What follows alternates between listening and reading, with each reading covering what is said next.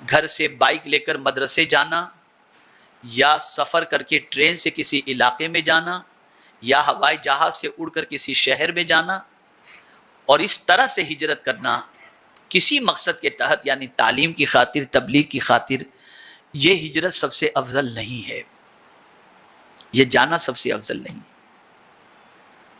اگر آپ اپنے شہر ہی کے اندر ہیں اور کہیں نہیں جاتے، کسی تقریر میں نہیں جاتے، کسی تبلیغ کے کام میں نہیں جاتے، اپنے شہر ہی میں ہیں، لیکن آپ کے اندر یہ کوالٹی پائی جاتی ہے تو آپ افضل ہیں۔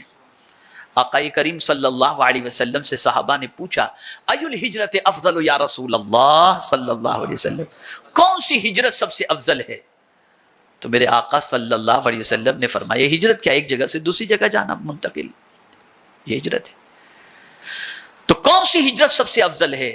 تو آقا کریم صلی اللہ علیہ وسلم نے فرمایا اللہ کی ناپسند باتوں کو اپنی زندگی سے نکال دینا، یہ ہجرت سب سے افضل و اعلیٰ ہے۔ ہم نے اپنے وجود سے ہر اس چیز کو نکال دیا، ہم خود نہیں نکلے، گناہوں کو نکال دیا، نافرمانی کو نکال دیا، اس سے رشتہ ہم نے توڑ لیا، تو سرکار صلی اللہ علیہ وسلم فرماتے ہیں یہ ہجرت سب سے افضل ہے۔ تو میرے پیارے ساتھیوں، آج کی اس مختصر سی نشست کے اندر آپ کو آپ کی ذمہ داری کا احساس، آپ کے طریقہ کار سے متعلق کچھ باتیں مجھے آپ کی سماعتوں کے حوالے کرنی تھی۔ تو آج کی اس نشست کے اندر آپ کو محنت کرنی ہے اپنے وجود پر۔ علم کے سلسلے میں بہت آسان طریقہ بتا دوں کہ بہت سارے ساتھیوں کا میں خود اگر قرآن شریف سنوں تو تجوید کے اندر، تجوید کے ساتھ ان کے قرآن پڑھنے میں ہو سکتا ہے کہ کچھ جو ہے وہ کمی رہ گئی ہو، کچھ معاملہ ہو۔ میں ابھی ایک شہر گیا ہوا تھا ہفتے کے روز، تو ہفتے کو میں جب وہاں گیا تھا تو میں نے ایک بہت اچھے عالم کے پیچھے مغرب کی نماز پڑھی، مسافر تھا، مغرب کی نماز پڑھی، جی چاہا کہ میں نماز دہرا لوں، اچھے عالم لیکن قرآن شریف کا مسئلہ تھا۔ تو خیر میں نے سجیشن دیا وہاں پر، میں نے کہا آپ ایک کام کریں، میں قاری ریاض الدین صاحب کو مشق کرانے کے لیے مہینے میں 3 دن یہاں بھیج دیتا ہوں، آپ کے شہر کے وہ امام حضرات جن کی قرأت کمزور ہے وہ ان کے پاس قرأت جو ہے وہ قرآن مشق کر لیا کریں۔ تو یہ ہم کو ان کو چھوڑنا نہیں ہے، کریکٹ تو کرنا ہے نا۔ اور اسی کے ساتھ ہم نے یہ بھی کہہ دیا ان کو کہ آپ ایک کام کریں، ہمارے قاری رئیس صاحب یا قاری اصغر صاحب سے ان امام حضرات سے کہیں کہ ہفتے میں 2 دن ان کو ٹائم دیں، ان کو انشاءاللہ تجوید کی ساری کتابیں پڑھا دیں گے تو انشاءاللہ ان کا قرآن درست ہو جائے گا۔ ہم میں کمی اس کو دور کرنا ہے۔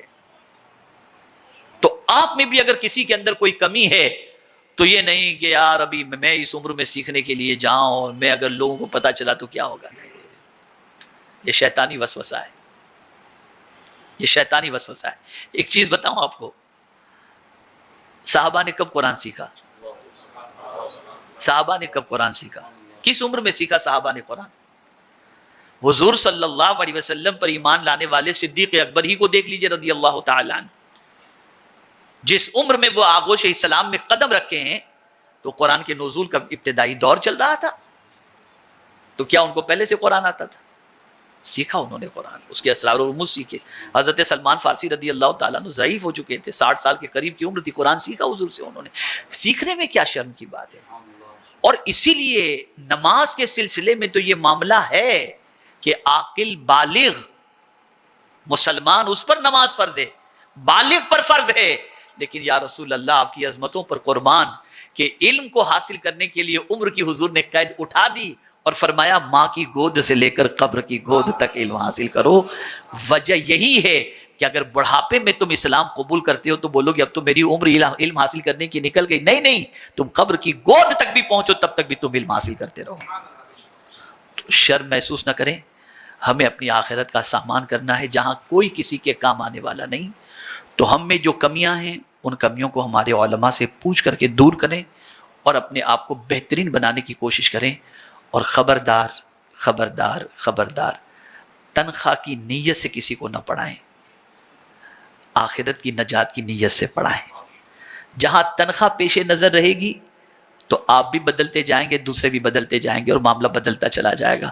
اور جہاں یہ ہو کہ بس اللہ تعالیٰ اس کے ذریعے میری آخرت سنوار دے تو پھر پروردگار ایسا کرم فرمائے گا کہ آپ کا گمان بھی نہیں ہوگا وہاں سے لوگ آ کر آپ کی خدمت کر کے چلے جائیں گے، وہ ملے گا وہ آپ کو.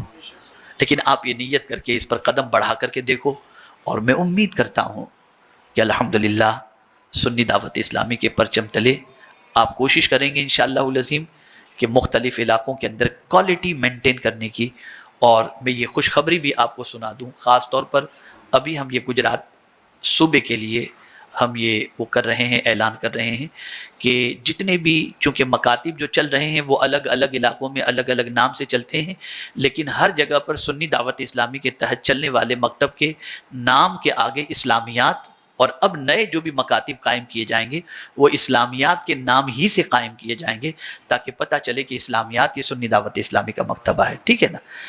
تو ہم انشاءاللہ 3 سال میں ایک مرتبہ تعلیمی کانفرنس کریں گے صوبائی سطح پر، اور اس کے اندر جتنے مکاتب چلتے ہیں ان مکاتب کے بچوں کے امتحان کے ساتھ ساتھ، ہر طریقے کے امتحان کے ساتھ ساتھ ہم دیکھیں گے کہ اس کے اندر کس علاقے کا بچہ اچھی پوزیشن پر ہے، کہاں تعلیم اچھی ہو رہی ہے، کیا ہو رہا ہے. ساری چیزوں کی جانچ کے بعد جس مکتب کے طالب علم اول نمبر پر آئیں گے اس مکتب کے مدرس کو انشاءاللہ عمرے کا ٹکٹ دیا جائے گا انشاءاللہ. تو اب ہم یہ چاہتے ہیں، یہ صرف اس لیے کہ انہوں نے مدینے والے کے مشن کو زندہ کیا تو مدینے والے سرکار کی بارگاہ کی حاضری نصیب ہو جائے، تو یہ انشاءاللہ العظیم ہوگا. تو آپ سے گزارش ہے تن توڑ محنت کریں، اور بچوں میں اخلاقی، علمی، عملی کسی قسم کی کوئی کوتاہی نہ رہ جائے، اس کا بھرپور خیال کریں. مجھے خوشی ہے کہ الحمدللہ اس ضلع کے اندر اور اس صوبے کے اندر کام اچھی طریقے سے ہو رہا ہے. اور اگر آپ کو ارتداد سے بچانا ہے تو آپ کو بہت محنت کرنی پڑے گی. ہر گلی کوچے کے اندر آپ کو مکاتب قائم کرنے پڑیں گے. اب میں اپنے علاقے کی بات کروں، یہ جو بھنڈی بازار مطلب مرکز کے قریب کا علاقہ، اتنے سے علاقے میں الحمدللہ 13 مکتب چل رہے ہیں اس وقت، صرف اتنے سے علاقے کے اندر 13 مکتب الحمدللہ. اور یہ بھی جان کر کے آپ کو حیرت ہوگی کہ ہمارے جو مدرس ہیں ان مدرس کے پاس بہت سارے ایسے بچے جو انجینئر بن رہے ہیں یا کچھ الگ الگ شعبے کے، وہ تعلیم بالغان کے اس میں جو ہے وہ شریک ہوتے، اچھے قاری بن گئے.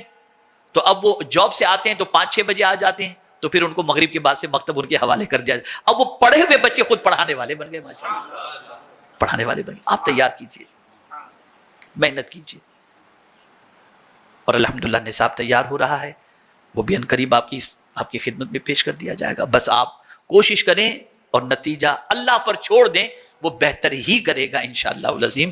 اپنا مقام سمجھیں، اپنا مرتبہ سمجھیں کہ اللہ نے بڑے اونچے مرتبے پر اور بڑے اونچے مقام پر آپ کو فائز فرمایا ہے.